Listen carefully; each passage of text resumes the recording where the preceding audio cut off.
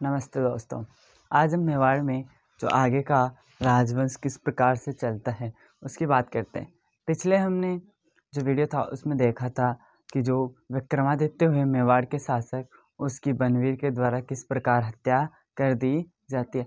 आज देखते हैं पन्ना धाय माने जो मेवाड़ है उसके लिए अपना योगदान किस प्रकार से दिया, यानी कि माँ पन्ना धाय का बलिदान आज मेवाड़ के इस इतिहास को स्वर्णिम अक्षरों में लिखने के लिए क्या कर दिया था, मजबूत कर दिया था। कहने का मतलब है कि मेवाड़ के जो राजवंश उसको बचाने का काम ही किसने किया है, पन्ना धाय माँ ने किया, यानी कि बलिदान कर दिया पन्ना धाय माँ ने अपने पुत्र का।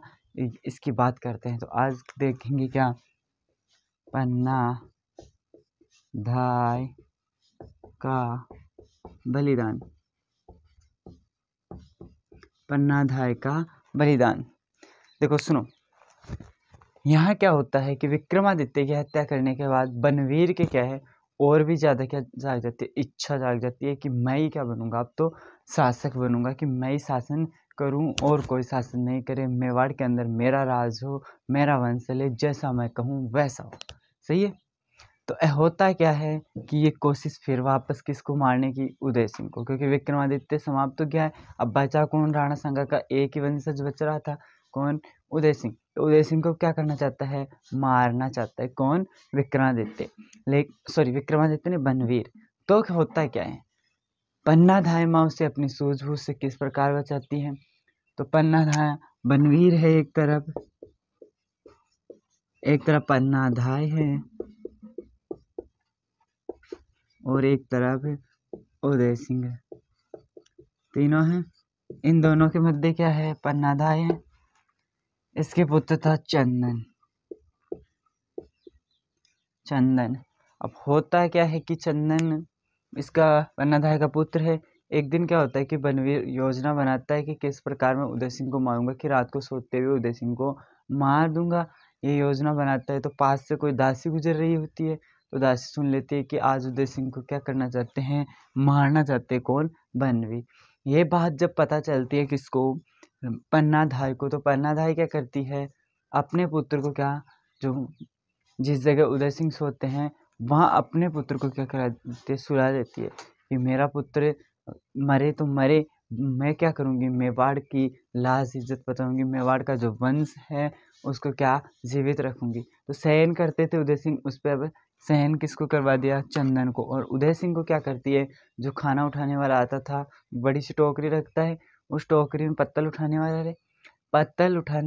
वाला आया, तो उस टोकरी में बिठा के उसे कुम्भनेर के दुर्ग में बाहर भेज दिया, यानी उदय सिंह को कुम्भनेर के दुर्ग भेज दिया, कुंभलगढ़ भेज दिया कि आपको वहाँ जाओ। होता बाद में क्या है कि जैसे ही कौन आता है, बनवीर आता है, आएगा 100% था ये, तो बनवीर उसको मारने के लिए आएगा, तो इशारा कर देती है कि चंदन की ओर, कि वहाँ सो रहे हैं कौन, हमारे उदय सिंह। जैसे ही चंदन के टुकड़े टुकड़े कर देता है कौन, उदय सिंह, तो माँ है, आंसू तो आने स्वाभाविक है, रोने लगती है पन्ना धाय माँ, लेकिन बलिदान करके मेवाड़ को बचा लेती है, कौन, पन्ना धाय माँ। अपने पुत्र का क्या करके, बलिदान करके मेवाड़ के राजवंश बचाती। ऐसी हमारे राजपूत महिलाएं, ये वीरांगनाएं हुई हैं जो अपने पुत्र को भी क्या है, बलिदान करा देती है। कहने का मतलब है कि अपने पुत्र को ऐसे थोड़ी मरते हुए देख सकती है। तो क्या हो गया, चंदन का बलिदान हो गया, पन्ना धाय में अपने पुत्र का बलिदान करवा देती है। अब बात करें आगे कि उदय सिंह शासन किस प्रकार से करते हैं और किस प्रकार से कार्य होते हैं इसके अंदर। ये इतना सा तो था, पन्ना धाय माँ का बलिदान था जो मेवाड़ में काम आया। अब पढ़ेंगे उदय सिंह करते शासन 1540 से 1572। 1540 से उनकी 1572 तक क्या करते हैं, उदय सिंह शासन करते हैं। पिता कौन थे, पिता थे राणा सांगा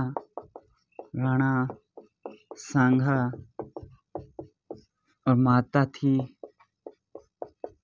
कर्मावती।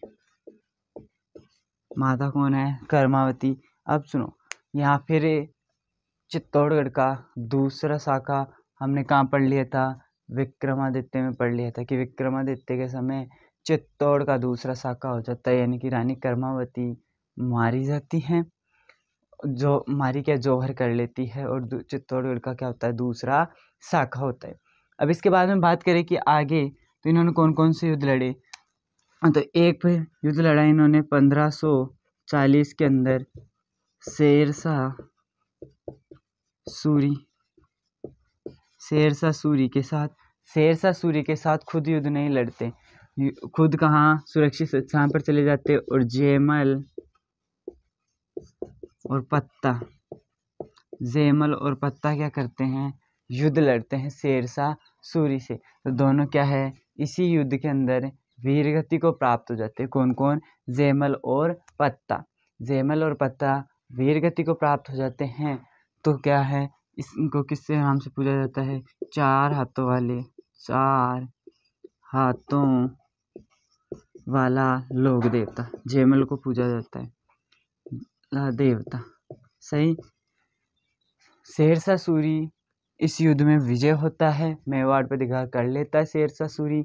अब जयमल और पत्ता मारे जाते हैं। जयमल और पत्ता कौन है, जयमल तो मीराबाई के भाई है, पत्ता क्या है, मीराबाई के भतीजे हैं। तो अपने रिश्तेदारी निभाने के लिए कहाँ, यहाँ आ ही जाते हैं। अब देखते हैं आगे क्या होता है कि जो इस युद्ध में तो हार गए शेरशाह सूरी के सामने, दुर्ग की चाबियाँ किसको, शेरशाह सूरी को सौंप दी जाती है, और अफगानों का क्या हो जाता है, मेवाड़ पे अधिकार हो जाता है। तो लाइन क्या बनी यहाँ से कि मेवाड़ का प्रथम शासक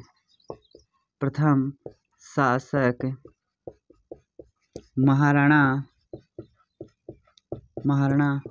उदय सिंह है, जिसने अफगानों की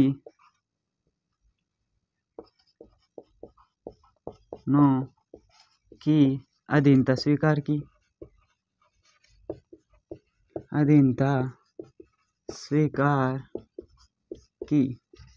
क्या की, अधीनता स्वीकार कर ली किनकी, अफगानों की। किसने, महाराणा उदय सिंह ने। ये बात हो गई महाराणा उदय सिंह के शेरशाह सूरी के साथ जो युद्ध होता है उसकी। अब बात करें आगे, तो युद्ध होते हैं, दूसरा युद्ध करवाते हैं इसका उदय सिंह का। एक और युद्ध हुआ 1557 में। 1557 में युद्ध होता है हरमाड़ा का युद्ध। कौन सा हो गया, हरमाड़ा का युद्ध। होता किस किस के मध्य, अजमेर के सूबेदार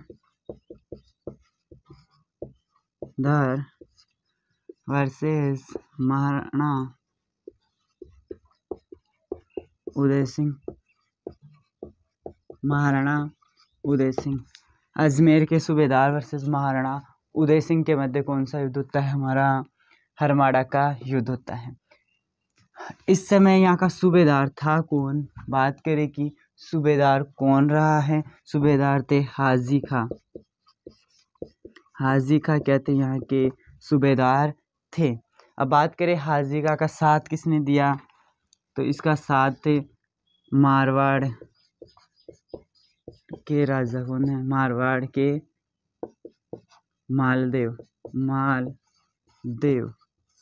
मारवाड़ के मालदेव ने क्या दिया था, हाजी का कौन से युद्ध में साथ दिया, हरमाड़ा के युद्ध में साथ दिया। अब बात करें कि युद्ध का कारण क्या था, ये दोनों युद्ध कर रहे हैं तो इसका कारण क्या है,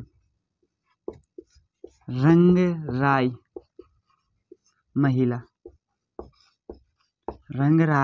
महिला इस युद्ध का क्या बनती है, कारण बनती है। यानी कि रंगराय महिला के चक्कर में हाजी खा और महाराणा उदय सिंह के मध्य क्या होता है, विवाद युद्ध होता है। कहने का मतलब क्या कि जो महाराणा उदय सिंह है वो क्या चाहते थे, रंगराय से शादी महाराणा उदय सिंह करे, और इधर क्या चाहते थे हाजी खा कि रंगराय महिला से कौन करेगा शादी, हाजी खा करेगा। इस युद्ध में फिर विजय हो जाती है किसकी, हाजी खा की क्या होती है, विजय होती है। महाराणा उदय सिंह हार जाते हैं, महाराणा उदय सिंह क्या होते हैं, हार जाते हैं इस युद्ध के अंदर। अब आगे चले थोड़ा, ये 57 की बात है। 57 के अंदर हरमाड़ा का युद्ध हो गया, महाराणा उदय सिंह और जो अजमेर के सूबेदार हाजी खां हैं उसके मध्य। अब अगला युद्ध देखें अकबर के साथ। अगला युद्ध अकबर के साथ, अकबर वर्सेस महाराणा उदय सिंह। महाराणा उदय सिंह होता कब है? तो ये युद्ध होता है हमारे 1567-68 में, 1567-68 में हो गया। इस युद्ध में विजय हो जाती है किसकी? अकबर की। विजय हुई अकबर और शाखा हुआ इसमें भी, शाखा चित्तौड़गढ़ का तीसरा शाखा हो गया। स्वरूप दे के रूप में दे क्या करती है? चित्तौड़गढ़ का तीसरा शाखा करती है। पहला शाखा होता है रतन सिंह के समय 1301 में, जब पद्मावती जौहर करती है। उसके बाद में होता है 1534 में, जब रानी करमावती जौहर करती है। फिर हो गया 1567 में, जब रानी स्वरूप दे के द्वारा क्या किया जाता है? जौहर किया जाता है। ये उदय सिंह के प्रमुख युद्ध थे। एक बात कही है कर्नल जेम्स टोड ने क्या कहा है कि महाराणा सांगा और महाराणा प्रताप के मध्य अगर उदय सिंह नहीं होते तो मेवाड़ का इतिहास अलग ही दिशा में होता। क्या कहा है? कर्नल जेम्स टोड ने कहा है कि महाराणा सांगा और उदय सिंह के मध्य अगर कर्नल जेम्स टोड ने क्या कहा कि अगर राणा सांगा और महाराणा प्रताप के मध्य उदय सिंह नहीं होते तो मेवाड़ का इतिहास क्या होता? एक अलग ही दिशा में होता, गौरवशाली इतिहास होता। यह बात किसने कह दी? कर्नल जेम्स टोड ने कह दी। किसके लिए? मेवाड़ के इतिहास के लिए। जो कर्नल जेम्स टोड कौन है? हमारे जो राजस्थान का इतिहास है उसके क्या है? जनक है। अब मृत्यु की बात करें कि उदय सिंह की मृत्यु